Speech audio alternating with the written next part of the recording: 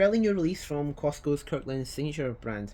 It is a 12-year-old rum that they originally sourced from Panama, and they finished it for an undisclosed time period in casks that once contained sweet port wine. Now, Costco actually has a fairly big footprint in the spirits and wine industries, and it actually sources a lot of alcohol for their own Kirkland brand. I believe that they are one of the biggest wine sources in the world, and they generally sell this all under their own Kirkland signature brand. And it's usually much cheaper than what you'd find a comparable whiskey or wine from like a main original bottler. Now, this rum here originally comes from Panama. From what I've learned, the rum industry of Panama isn't quite as well established as in some Caribbean nations or their Central American neighbours, and they don't really have regulations as such to go by, like say in Martinique or Jamaica. Now, from my understanding, watching other fantastic YouTube channels focused around rums, like Steve the Barman and his rum review channel, there are two main distilleries in Panama, and the companies source the rum from these distilleries usually. This rum here will likely come from one of those distilleries, rather than a smaller one. Now, what are the stats on this thing? Well, if we can see here, it says it has been aged for 12 years, and it doesn't really say though if it's actually been aged for 12 years in Panama or if it's being aged in the bottling facilities in the US or a mix of both. But we'll assume that it's been aged in Panama for those years. Now, there's no information on how this is distilled either, or even what it's distilled from. It could be distilled in column stills, or it could be pot stills. It could be from molasses, it could be from cane juice. We just don't know. That's the thing about rum from Panama. It comes in a lot of different styles. Usually, like if a rum comes from, say, Martinique, you can be sure that it follows a particular style. Or if it comes from Jamaica, you can be sure that it follows a particular style. Not all do, but for the most part, you can assume that they're going to follow the main style of the country. Panama is, again, it has a very young industry compared to the rest of its neighbours, so they don't really have a set style, and they can really do whatever they want, which allows them to engage in a lot of creative rum making. So this is bottled at 43%. So if we could find, where is it? 43%. Yeah. So what can we see? So the stats are here. It's aged in port casks. It's bottled at 43%, and it is 12 years old, and it comes from the Republic of Panama. So it's a nice 750ml bottle too, which is quite nice. A lot of the bottles you get of spirits in Korea tend to be about 700ml, so there's an extra 50 here, which is really nice. This is port cask finished, as I said, and in theory it should be a lot more heavy on red fruit than your typical rum. I find that port casks tend to add a richer mouthfeel to most of the spirits that are aged in them, and they often add notes of black licorice too. I've never been a fan of licorice, but I find it's quite enjoyable in spirits, like when you find that note. It's weird, I've never enjoyed the taste of like the candies, but it's something that I actually like finding in spirits. I don't know, maybe it's just that as I've grown up my palate's changed, and I enjoy those like bitter medicinal notes a lot more than I did when I was younger. But anyway, generally I find that note in a lot of port cask spirits, which is quite interesting. A pleasant surprise about this rum is that they have not adulterated it with any additional sugar. A lot of rums often get sugar added to it to add extra body or extra mouthfeel or extra sweetness. Unlike the other rums that Costco's released, this one actually doesn't have any added sugar. How do I know it? Well, there's a funny thing about this. In Korea, the labels that Costco often puts on its bottles, they will give you a percentage of how much in that bottle is the spirit and how much of it is sugar, and they'll say like the added ingredients and such. So if we can go up to here, so it's in Korean Hangul script, but it says it's a rum 100%. So if there were sugar added, it would often also say rum like 60%, 55%, and it also have the Korean word sultang, which means sugar. So I can assume that this doesn't have any sugar added to it. So that's just something interesting about this, and a pleasant surprise. But again, some people don't like the spirits adulterated with sweeteners, and I feel that this is useful info for anyone who is looking for a rum that maybe it's not from like Martinique, where you generally don't add sugar to them. Maybe they're looking for a rum that's different from that. Well, this is a good option.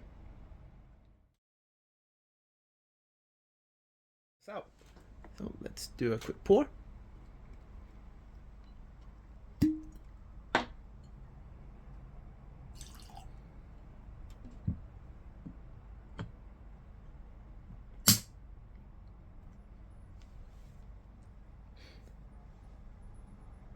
So looking at the colour of this, it's actually really quite dark.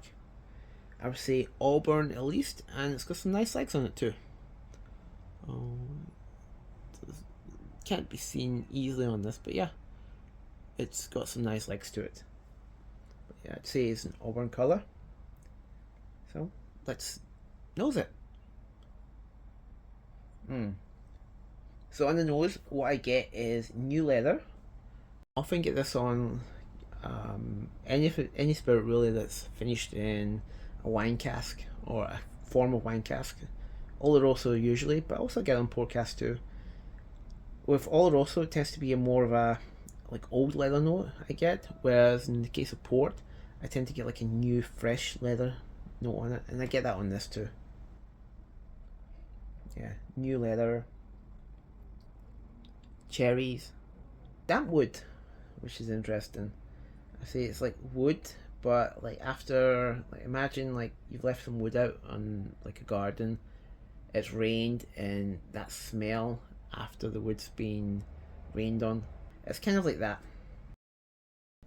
Lots of red fruit. Weird hints of grapefruit peel, which is quite interesting.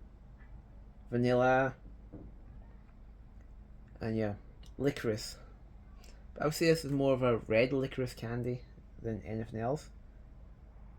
In nosing this, like as the more I nose it, the more licorice I get on the nose. It's like snorting a pack of Twizzlers, if that makes sense.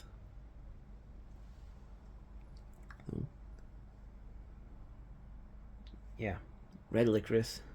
It gets more and more prominent the more I nose it. Anyway, let's do it. Let's try this on the palate.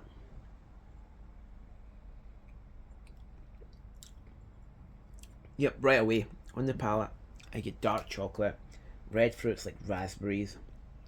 It's a bit like a bar of dark chocolate with pieces of raspberry inside it, and yeah, get some caramel, oranges. I say more orange peel than actual orange itself. Hints of what's that?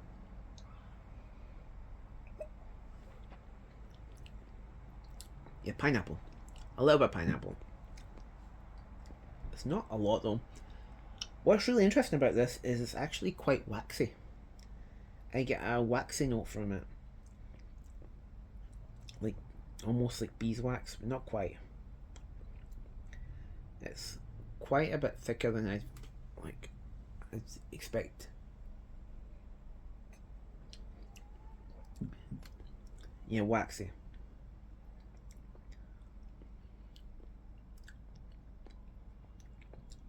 The longer I sip this, the more and more I get a note of marzipan.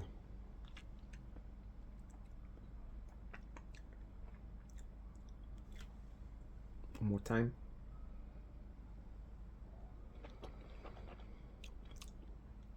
Yeah, marzipan. It evolves into marzipan note. And there is the black licorice. There it is. Yeah. I suspect the licorice note is coming from the Port Cask, because every single time I try a Port Cask whiskey, or anything that's aged in Port Cask really, I always get licorice on it. So I suspect that it's coming from that.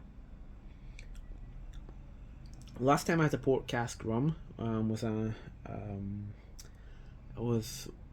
few months back, It was from Mauritius, and I remember tasting that one, and I got that exact same note when I tasted it, black licorice.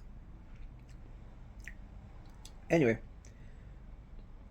as it finishes, it leaves quite aftertaste in your mouth. It's quite long, and to me, there's like you got the licorice there, so it says black licorice, but the longer stage in your mouth, I get more raspberries coming through, and it's almost as if it's evolving into. This is gonna sound crazy, but if you ever had the Maynard's wine gums from the UK, it reminds me of that a lot. In particular, the red raspberry wine gum.